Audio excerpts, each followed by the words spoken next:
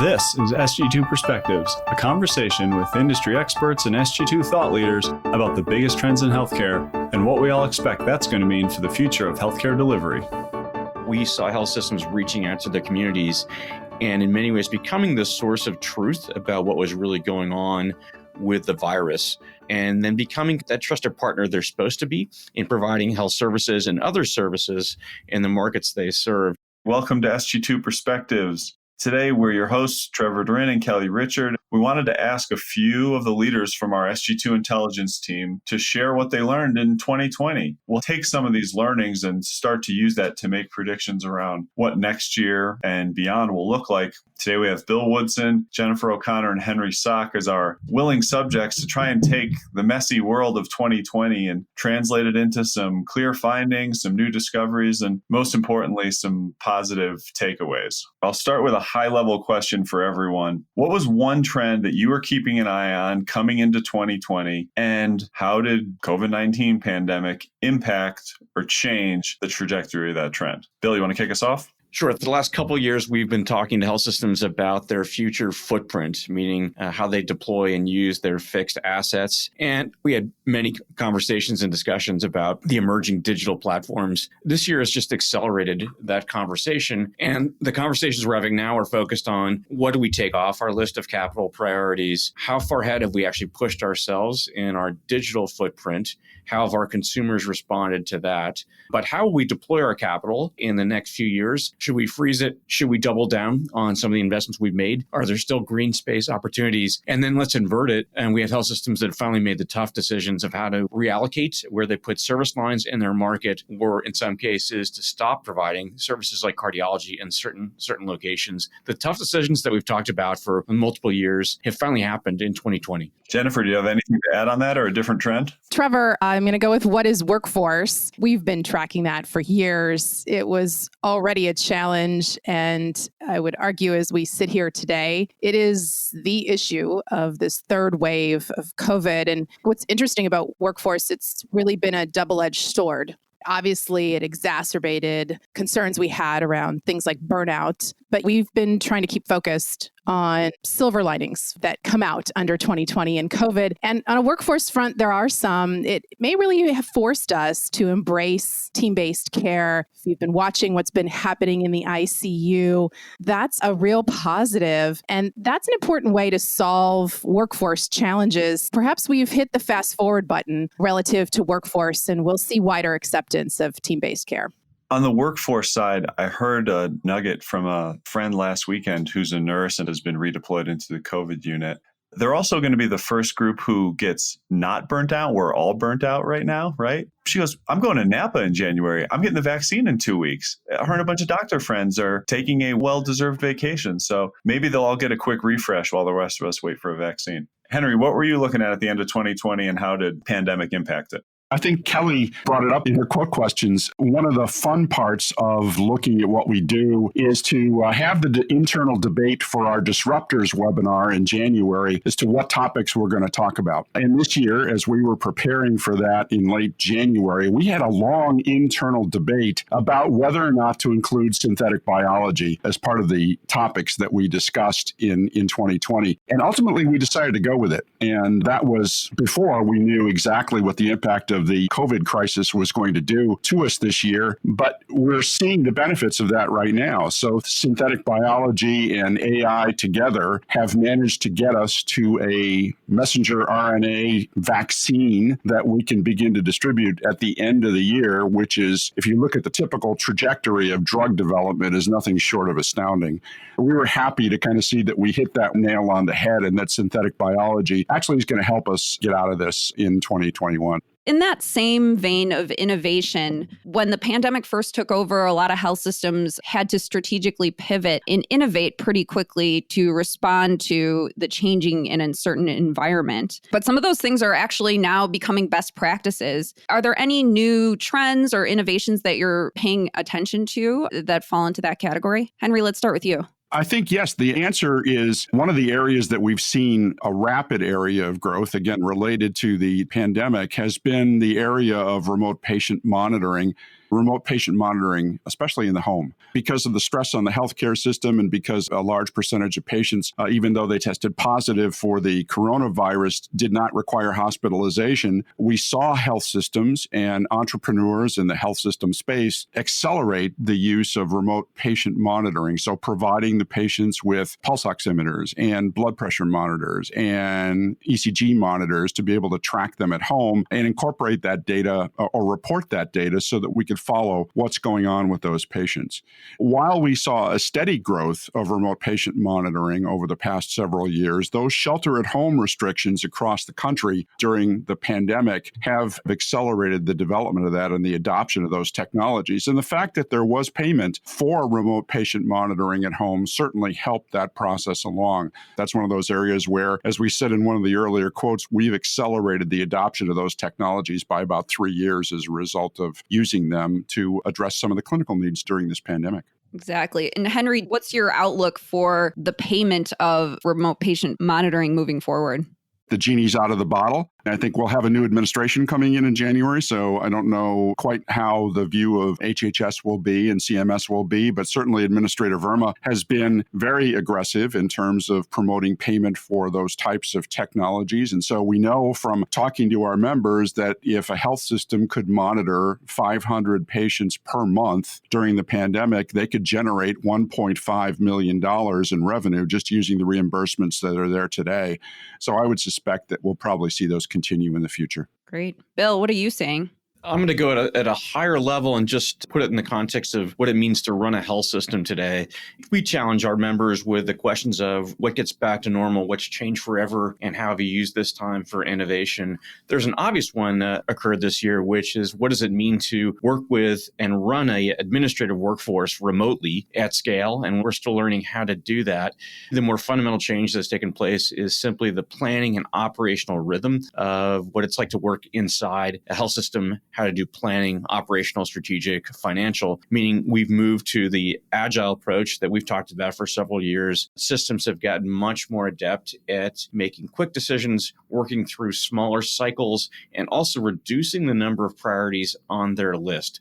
The constant complaint of all the board retreats I've done in the last few years is that we just keep adding to our list of priorities. What Jennifer and I heard this year is some of the best health systems in the country decisively reducing their number of priorities and getting the systems to focus on a small number of them and making progress in a positive way, and then pivoting as necessary to respond to the environment, whether that's the clinical environment or the market environment. And we'll see how this plays out in 2021, but I'm very optimistic. Jennifer, are there any specific innovations that you're seeing health systems pivot to that you think are going to be a permanent structure in the landscape moving forward? Henry mentioned this earlier. What we've seen happen with AI is really phenomenal. Not that we didn't already know its incredible potential. We saw it do everything from identify the virus coming out of Asia to specific clinical applications. And many of these drew on uses of AI pre-pandemic. They pivoted and applied them to COVID-19. We could rapidly diagnose via lung x-rays. There were algorithms that were used to predict when patients needed all sorts of things to move to higher acuity care when they were ready to be discharged from acute care. But I think what's really amazing about AI is that it's gone mainstream. This isn't something that lives in an AMC environment. This isn't something for complex clinical issues, right? If you look at what Providence did, thanks to the good work that their digital innovation team does and their partnership with Microsoft, they built Grace, the COVID screening chatbot. And in its first week, it was able to help serve 40,000 patients at a time when everything was shutting down. Grace became the base for several other health systems who, in similar rapid fashion, stood up chatbots. Remember, back then, we didn't know what we didn't know. So there were lots of questions and lots of patients trying to decide if they needed care. So I think you've just really seen it move into some more common, more accessible applications that all of us will interface with, and you see it really spreading. Tampa General was using thermal scans at all of their entrances for all visitors to screen for symptoms at the height of the first surge in quarter two. So just some really interesting applications of AI. And of course, we're starting to see it move into administrative functions too. We always knew it had promise. I would just argue that even more people probably believe that today. All right, Jennifer, I'm going to kick it back to you. So thinking back through this year, there was a lot of great inspirational moments. And give me some examples or quotes you heard from a health system leader that made you sit back and just think differently. We were really fortunate. We were talking with members, I feel like every week as they tried to navigate their way through COVID, and they were just inspiring in the work they were doing. And I think one of the first ones that really stuck with me was a chief strategy officer in May, and they were describing their efforts to contain the spread of COVID and talking about testing, which is still challenging in many markets. And it was certainly a challenge back in May. They were focused on getting testing to hotspots and blind spots. And the hotspots is obvious, right? Places where the virus was spiking. But the blind spots were underserved communities that they knew, even if they weren't a hotspot yet, they easily could be. So it was, to me, really the first time I'd heard a practical example of someone acknowledging the access challenges and health equity issues that became so apparent during COVID and trying to do something about it. And it was the magnitude of the response that made such an impression. They had 2,500 testing slots that they were going to make available in 2 underserved communities to try and get at those blind spots. And they had 50,000 people respond asking for one of those testing slots in one day. If we ever wonder, do we really have this issue? How much work is there to do? There's a lot. It's a little humbling, but it was the right question to ask at the right time. And it really allowed them to focus. And they were able to get that spread with some weeks and some help under control. But that one stuck with me. I think as we went through the pandemic, again, back to that idea of silver linings, there were certainly plenty of challenges, but another CSO said, hey, this is how we're looking at this. Our physicians are much more comfortable doing things differently now. And that opens real opportunities. And we heard that sentiment from several others. So the idea that we could take this and do something positive with it, we certainly hope that that spirit is alive as we head into 2021 and that allows us to tackle some of the things that we've been unable to move in years past. That would be an amazing outcome for a global pandemic. Incredible flexibility from a multi-billion-dollar organization. Henry, what's one you remember? The interesting one that I heard was from the chief digital officer at Providence Health in Seattle, who was on a podcast with Dr. Klasko from Jefferson Health, and they were talking about relationships and relationships with consumers during the pandemic. And the quote from Aaron Martin, who's the chief digital officer at Providence Health, was, "Our mission is to move our relationships with consumers from an offline relationship to an online relationship." And Dr. Klasko echoed that sentiment. And the third panelist on that panel was John Halamka, who's the chief digital officer now at Mayo and responsible for putting Mayo's digital platform together.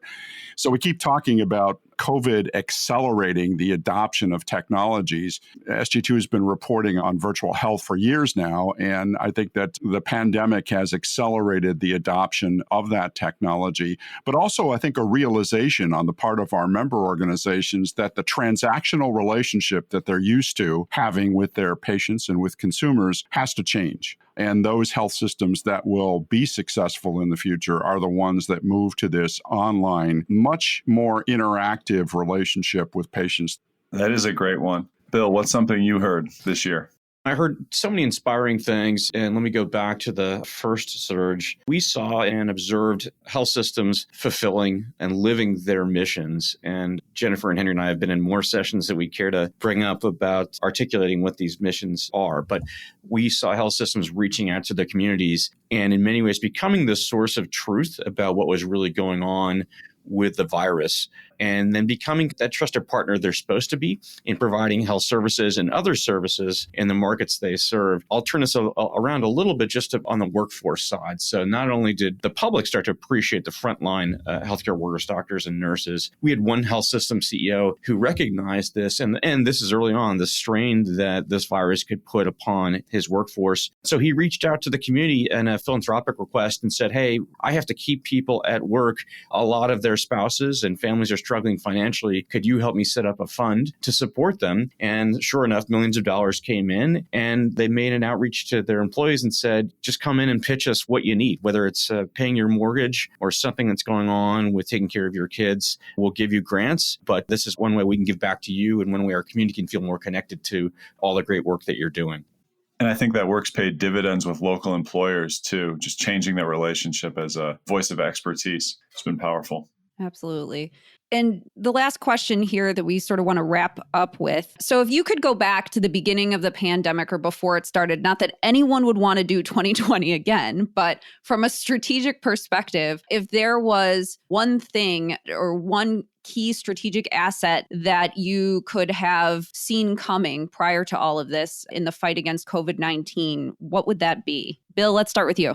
I think it is the value of time, and it's the time that health systems use to make decisions, how they spend times in meetings, how they get their jobs done. It was great to hear this year one system we work with shorten by requirement the length of all the meetings that people were doing. Maybe they just got tired of looking at each other on the screen, but meetings must be either 25 minutes or 50 minutes. These topics must come up. If they don't, reschedule. It is kind of an appreciation for efficiency and the value of the time people put into doing their jobs and recognizing what's most important, whether that's a list of strategic priorities or what's on the day's challenge of operational and clinical care, and recognizing that burnout isn't just an issue for the frontline caregivers. It's affecting everyone across the entire health system, regardless of what role they're in. Wow, that's really insightful and can definitely be applied beyond healthcare. Henry, what about you?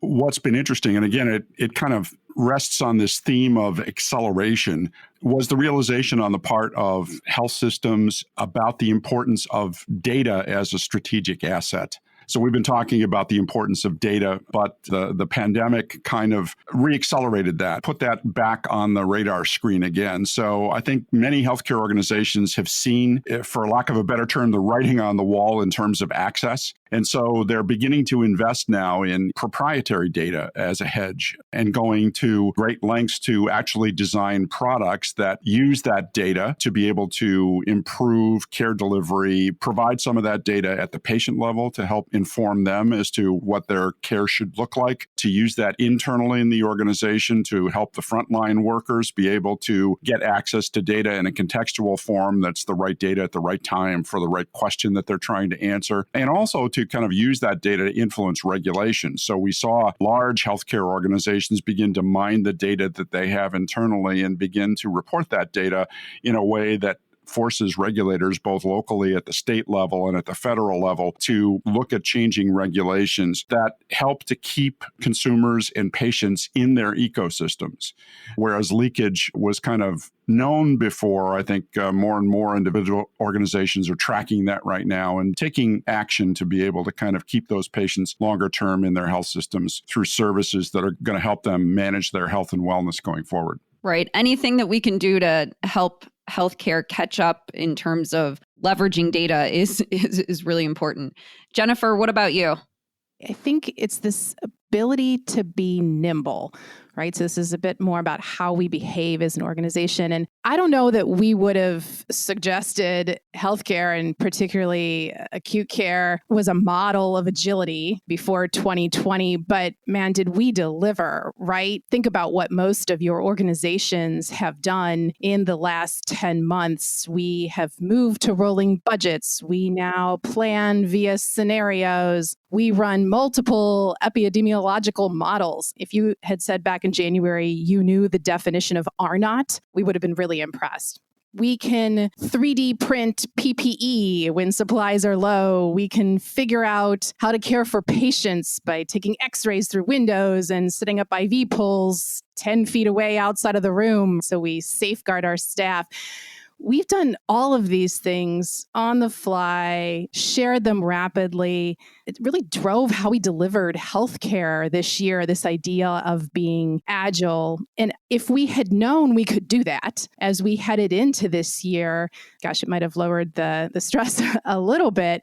But I think moving forward, the question is, we were able to make decisions really quickly, and that served us well. How do we preserve that going forward? How do we take a little bit of that with us into 2021? I think that's been a pretty amazing realization for all of us. Well said. Yeah, Bill, Jennifer, and Henry, thank you for sharing those thoughts. It's not an easy task to try to look back through a year with as much variation and unpredictability as this year had and try to pull some themes out, but you've done it incredibly well, and I agree with just about everything, so thank you. And thanks to our listeners. We're excited to continue bringing you great content from SG2 experts and some of our brightest members in 2021. This has been another great episode of SG2 Perspectives, where industry experts and SG2 thought leaders explore the drivers of tomorrow's healthcare strategies to inform today's decision makers. Contact us anytime by sending an email to sg2perspectives@sg2.com. We'd love to hear from you. SG2 revolutionized healthcare demand forecasting with the Impact of Change forecast, and today, we're the industry's premier strategy advisory firm. To learn more, visit sg2.com. Thanks so much for listening, and we'll see you again soon.